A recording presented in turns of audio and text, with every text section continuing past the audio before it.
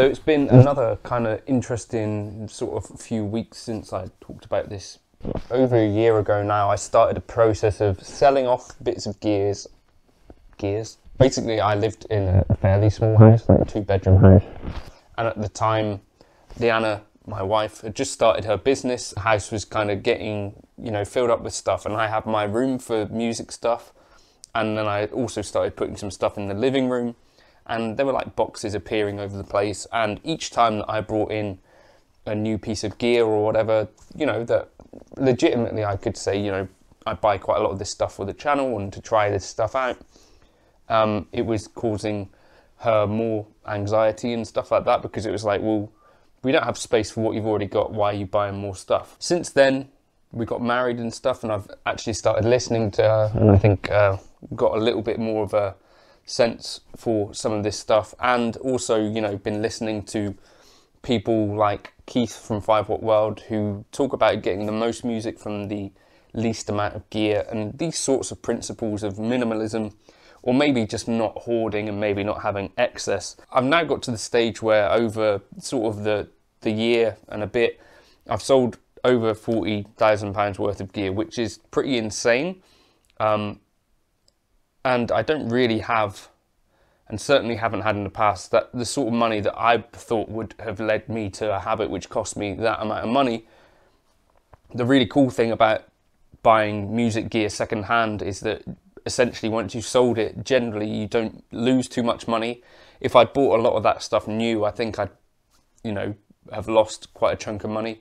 But as it is, the way I fund my habit has generally been to buy gear secondhand, if I see a deal come up or whatever. So that's been fine.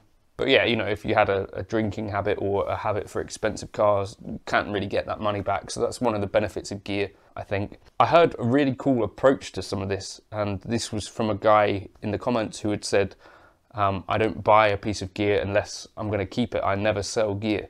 And I thought that was quite an interesting way to approach this. So if you say before every decision, I want this to be a thing I keep for life, it's a big commitment, obviously.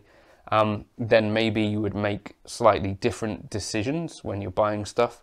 So you wouldn't just buy stuff just because it was a good deal. You wouldn't just buy stuff because you fancy checking it out. But you say, almost everything I buy, I'm intending to keep for life, essentially. I think that's an interesting approach. I don't know that it would work for me personally as someone who demos some of this gear and kind of reviews some of it. I think part of that is that I need to have a certain amount of stuff that's coming through the channel that's new or borrowed, or buying things that I know that I'm not going to keep long term, but I could sell on. I think that's part of what brings some of you people to the channel that are watching.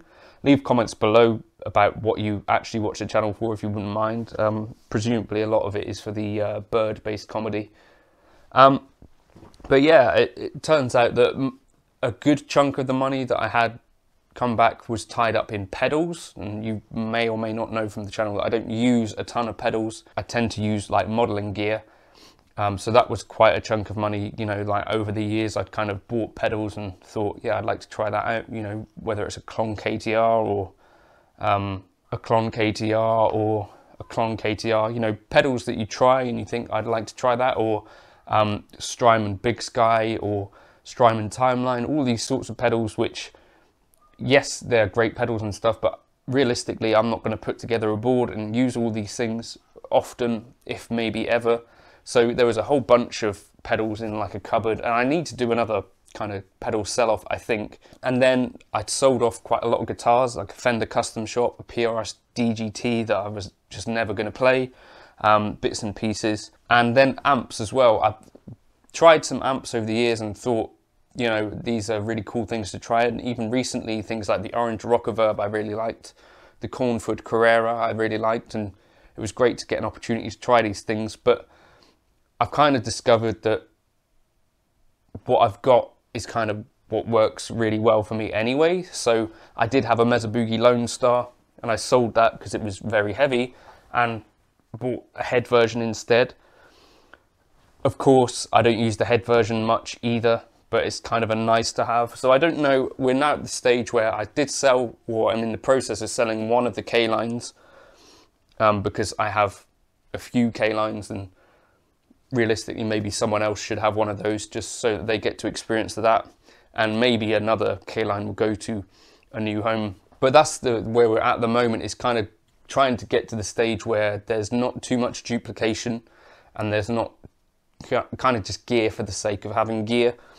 But it definitely does feel much better to have kind of space in the cupboard versus, you know, filling it up and having guitars all over the place. I do have some guitars here that I'm borrowing from folks that need to find their way back, and once that's done, then I think it'll be another case of like, okay, let's just start the list again and see what we've got. Are there bits and pieces that I can get rid of?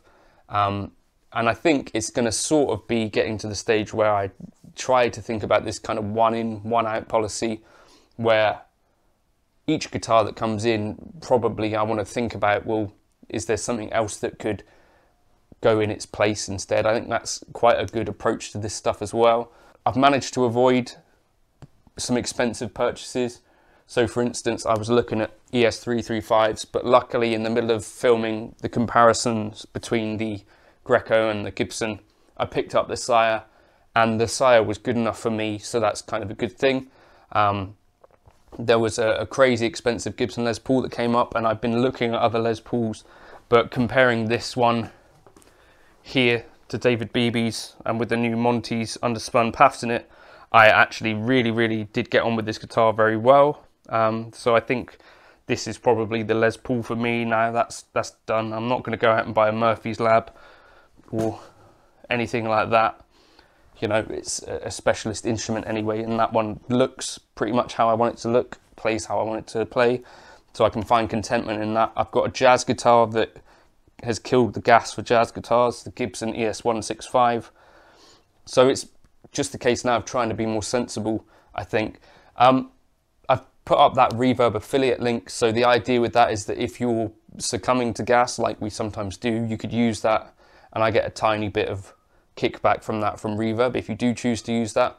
The other cool thing is you can sell your gear on Reverb, and you can buy second-hand gear, so I kind of like that about it. But for me, I think I'm going to try and sell a few more pedals, I think, and I'm going to really think again carefully about the amps that I do have and whether I need to keep them all. Have you got any pieces of gear that you want me to review? That's again a part of this, things that people are actually interested in, that they want my opinion on, if you do, or that you think I should check out because you really like this piece of gear. I'm interested in that still, and there's going to be a certain amount of gear churn, you know, where I try out bits of gear and stuff, but I think the days of trying to hoard everything and, you know, keep hold of everything that I try and like, I think that's kind of done, probably, although I'm thinking at some point a Fibonacci needs to join. So yeah, let me know your thoughts about that. Feel free to use that Reverb affiliate link if you want to help support the channel in some way. I know that oftentimes we're talking about bits of gear and buying new stuff. Instead, I wanted to kind of write that balance and talk about trying to get more control over that problem. So there's been like an ongoing topic on the channel. And things that I think can really help is having something to focus on just playing wise, or start a new rig on your modeler, or do something else to distract you from eBay and get you off of it, or talk to a friend and say, can I afford this guitar? Talk me out of this. That's what I've been doing with people. So that's been helpful. Catch you in another video soon. Cheers.